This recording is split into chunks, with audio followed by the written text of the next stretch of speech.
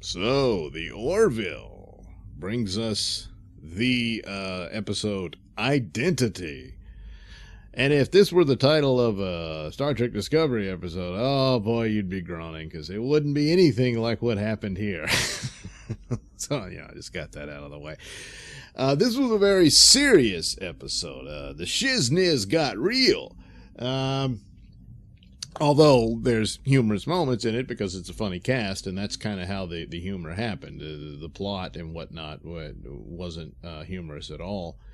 And it's kind of more of a follow-up on it starts out as a follow-up on the relationship between, the Doctor and Isaac, and he's becoming more part of her family and everything. And then all of a sudden he collapses, and they go, "Oh no, what happened? We can't figure it out." So they decide to take him back home to his mysterious home planet, where the other Kalons are, and they're hoping through this they can also hurry along the Kalons joining the Union to buffer up the alliance against the Krell. So off they are. They go there, and it's all this, and some pretty good special effects work here. It looks kind of like a scene from Star Wars where they're traveling into the world of the Kalons.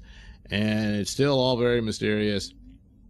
And then we learn that they decided that Isaac's mission was complete, and so they just deactivated him. And they convinced, well, we want to say our goodbyes and stuff, so they reactivated him, and he says, well, that's it, I'm done, I'm leaving. And some of the scenes, the emotional scenes back and forth between the Doctor and Isaac, was material they'd already covered, so it was kind of a bit repetitive there, but it's all very brief. And Isaac's decision is final. One of her two sons, the little boy, is all upset, and gives him a picture of them that he drew. And then Isaac walks away and drops it on the floor. The kid finds that he's all upset, and he wants to give it back because he's of the belief that Isaac just accidentally dropped it. And he sneaks into the planet unauthorized. And he discovers the big secret of the Kalons. Well, if you can, here's the spoilers, the big spoiler.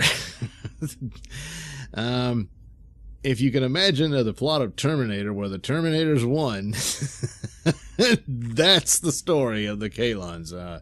They originally had a humanoid species of that planet, and they built the Kalon, these robot people. And the robot people just found them to be inefficient and basically wiped them all out. And they discover this, and they're like, oh crap, well, we don't want to be a part of this. And so Mercer says, well, okay, then I guess that's that, we're done. And they're about to leave, but not so fast, because the Kalons were using Isaac to observe and monitor the humans and come to a conclusion not to join the Union, but whether or not they would eradicate them. And they reached their decision, yes, let's wipe out the humans. So they take over the Orville, and they're headed to Earth to wipe that out. And I imagine they'll head to the other planets of the Union, and so on and so forth, carrying on what they did to their own species, and now they'll spread this out to the universe. And so, boy, where's the laughs? Well, like I said, it's a very serious episode. There's some moments of humor here where Mercer's complaining there's no chairs on the planet. Nobody needs them. Stuff like that. And also the Kalons that try, well, you played jokes on Isaac and denigrated him, and he told you that, huh? Moments like that is the charm of the show. So here's a pretty good setup where they just sort of wander into devastating trouble, and now there's the Orville is being forced to lead an invasion fleet to the Earth, and we get a cliffhanger. So, oh no, what's going to happen? Well, they'll have to figure it out. And dollars to donuts, Isaac will turn and help them win. And ultimately, love will win. Yes, love.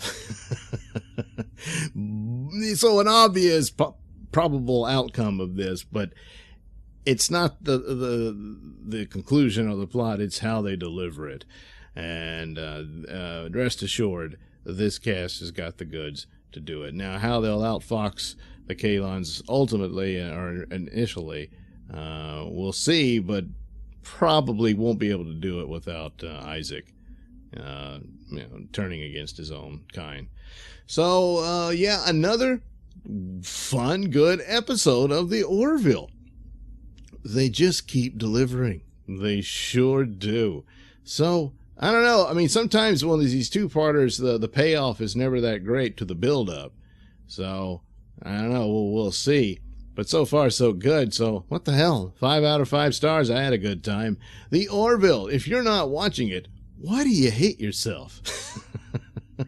Do yourself a treat and watch the Orville.